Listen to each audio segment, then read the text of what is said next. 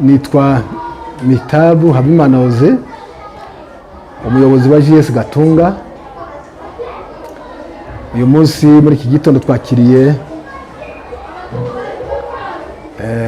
abashitsi ba IUF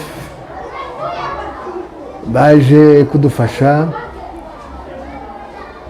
kwigisha abana uburyo bwo kugira isuku, cyane cyane bibanze ku isuku yo ku ntoki ariyo hand washing.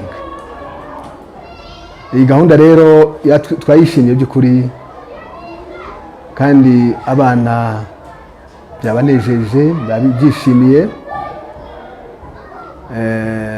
Uyu muco w'isuku rero nk'uko bisanzwe abanyarwanda dukunda isuku kandi n'abana turayibatoza.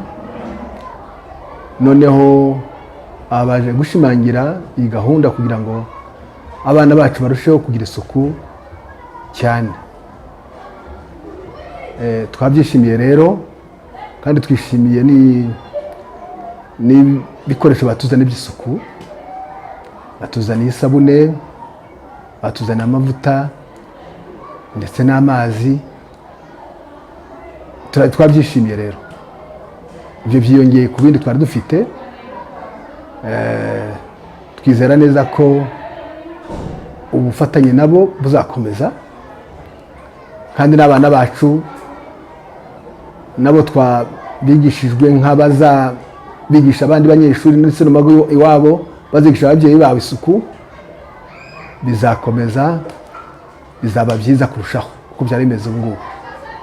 Turabashimiye rero bashitsi beza kandi ibyo mwakoze by'ukuri mwakoreye u Rwanda rwose, mwatoje u Rwanda rwose kugira isuku. Ibyo rero twifuza ko byagera n'ahandi kugira ngo abanyarwanda dukomeze umuco w'isuku. Turabashimiye, Imana ibagire neza. Murakoze.